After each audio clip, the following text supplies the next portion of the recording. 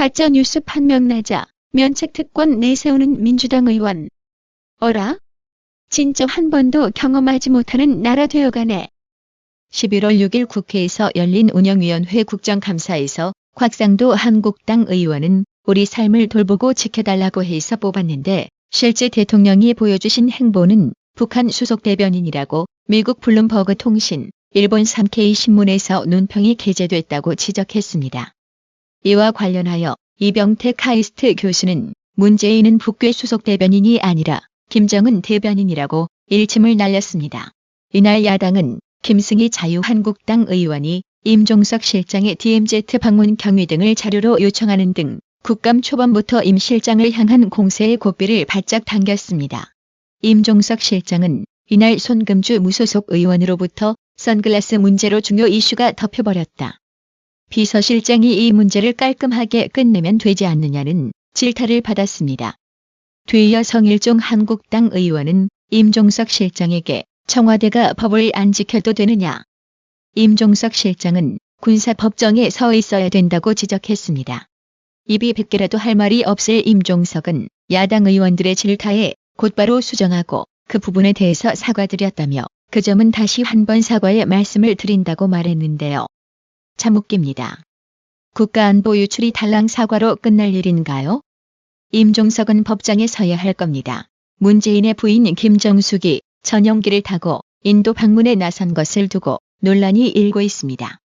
대통령 부인이 대통령 전용기인 공군 2호기를 타고 수행원까지 대동해 해외를 단독 방문한 것은 이례적이기 때문입니다. 11월 4일 류여해 전 자유한국당 최고위원은 자신의 페이스북을 통해 경제가 많이 어렵고 국민들이 많이 힘든데 문 대통령은 온통 북한 걱정부터 하고 당신 김정숙은 뜬금없이 황후가 된 듯 많은 사람들을 이끌고 인도에 간다며 뭐하러 가는 거냐고 비판했습니다. 이어 혼자 조용히 비행기 타고 가는 것도 아니고 전용기 공군 2호기를 타고 수행의 기자들까지 대통령인 것 같다며 한 분 움직이는데 세금을 너무 많이 쓰는 것 아닌가. 국민이 낸 피 같은 세금 좀 아껴 써달라고 했습니다. 류여해 전 최고위원은 인도를 갈 게 아니라 태극기 집회에 나와서 절교하는 국민 목소리 한번 들으시는 게 더 멋진 모습 아니겠느냐며 한번 나와서 그들은 어떤 마음인지 진심을 열고 들어보라고 강조했습니다. 그러면서 자꾸 성과 없이 해외 나가려 하지 마시고 작년처럼 차라리 곶감을 만드는 게 돈이 덜 드니 인도 방문 쇼보다 차라리 낫겠다며 박정희 대통령께서 심은 감나무에서 딴 감 숫자도 정확히 이야기하시라고 지적했습니다. 차명진 의원 역시 대통령도 아니면서 단지 마누라라는 이유로 대통령 위장을 함부로 사용한 김정숙 관련 행위에 대해 감옥에 있는 최순실이 땅을 치겠다고 했습니다. 그러면서 대통령 옷 납품한 건 국정농단이고 전용기 타고 국빈급 해외 순방한 건 애국이라고? 그나저나 우리나라엔 웬 대통령 각해무샤가 이렇게 많은 거야라며 임종X, 문정X, 김정X를 적시하며 진짜 대통령은 뭐가 그리 바쁜 거야? 김정은 대변인 하느라고? 혹시 아픈 거 아냐? 라고 힐난했습니다. 11월 7일 오전 11시 서울역 4층 대회의실에서 JTBC에 대한 형사고발 기자회견이 법치와 자유민주주의 연대 NPK 도태우 변호사와 대구 태극기 집회 추진단의 주최로 열립니다. 서울중앙지법 형사 13단독 박주영 판사가 심리 중인 태블릿 PC 명예훼손 재판에서 고소인 JTBC에 대한 증인신문이 지난달 29일 종료된 가운데 일부 시민들이 나서 법정 증인으로 나왔던 손용석 JTBC 기자 등을 위증 및 모해 증거 위조 혐의로 형사 고발한다는 내용입니다.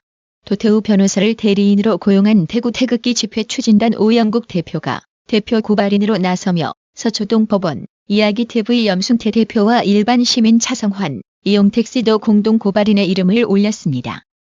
박 대통령이 결과적으로 태블릿 조작 때문에 탄핵되었으니 탄핵의 진실 퍼지면 박 대통령께서는 최소한 따뜻한 집, 병원에서 치료는 가능하니 박 대통령의 생명을 구하고픈 애국 시민들은 내일 오전 서울역 4층으로 모여주세요. 가짜뉴스를 퍼뜨린 여당 의원이 피해자에게 명예훼손 위자료를 배상하라는 판결을 받았습니다. 11월 2일 서울고법 민사 13부 조한창 부장판사는 현명관 전 한국마사회장의 부인 전모 씨가 최순실 측근이라고 주장했던 김현권 더불어민주당 의원에게 명예훼손에 따른 배상 책임을 지라는 항소심 판결을 내렸습니다. 김현권 의원은 2016년 국정농단 사태 당시 국회에서 열린 최순실 국정농단 사건 긴급 현안 질문에서 현 전 회장의 부인이 최순실 측근 3인방 중 한 명 측근이라고 주장했으며 부인 전 씨는 김현권 의원을 상대로 명예훼손 소송을 제기했습니다.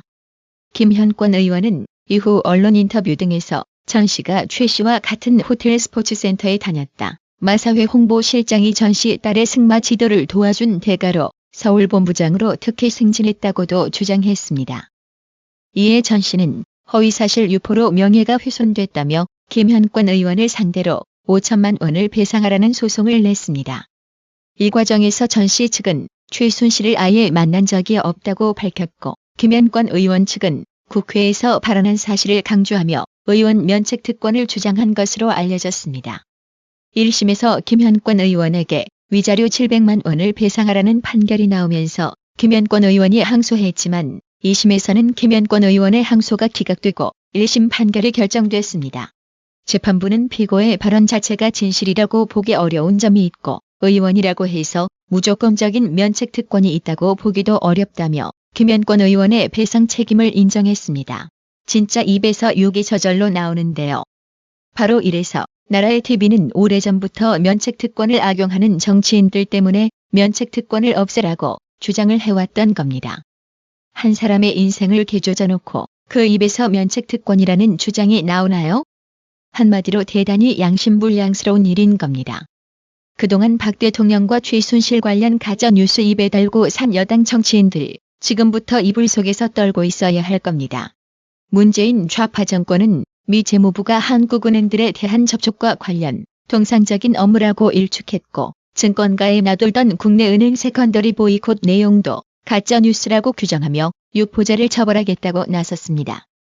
하지만 문재인 좌파 정권이 주장하는 내용과 달리 실제 미 정부가 국내 은행에 직접 대북 제재 준수를 경고하는 등 감시가 심해져 리스크가 있는 업무 자체를 그만두려는 분위기입니다. 한국경제신문은 글로벌 금융 중심지 뉴욕에서 한국계 은행들은 연락사무소로 전락하고 있다고 보도했습니다.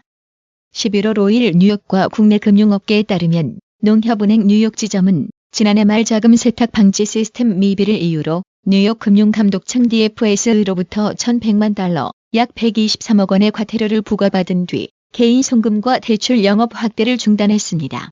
신한아메리카 은행은 작년 중반부터 송금 중개 업무를 취급하지 않고 있습니다. 기업은행도 2015년부터 뉴욕 지점을 거치는 송금 중개 업무를 중단했습니다.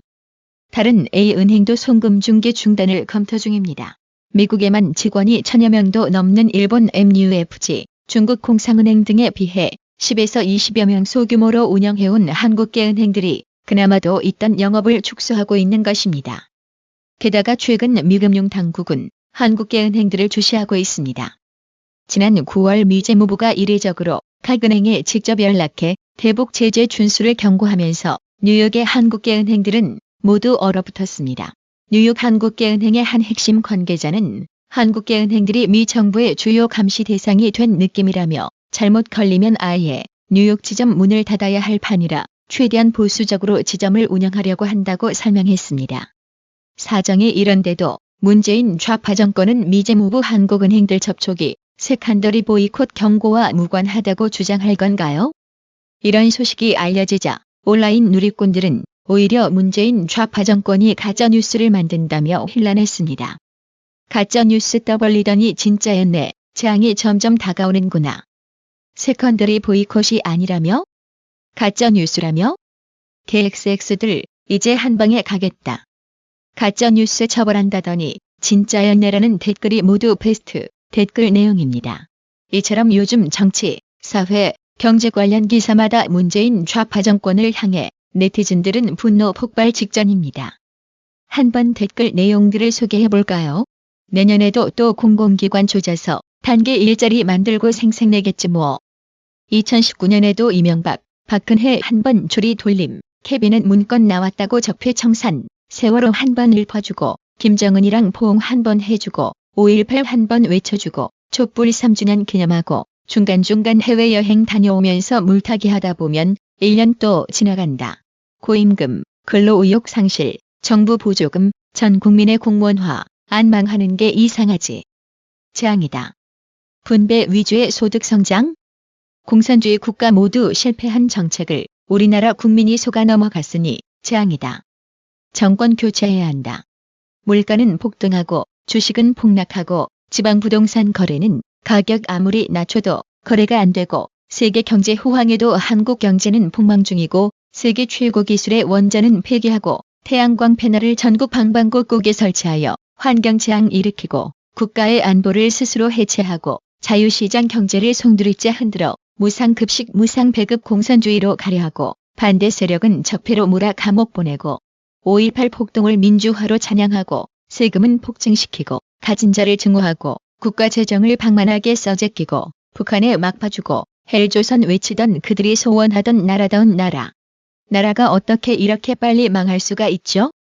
경상수지 흑자도 이명박, 박근혜 정권 때는 1,000억 달러 정도 됐는데 올해 600억 달러 되면 거의 반토막 났단 말이고 수출 증가율도 대폭 감소했고 반도체 외 거의 모든 우리의 핵심 산업들의 수출은 마이너스로 돌아섰고 그나마 반도체도 내년에 반도체 경기 하락하고 경쟁 치열해지면 나라가 그대로 무너지는 위험한 상황이 됐군요.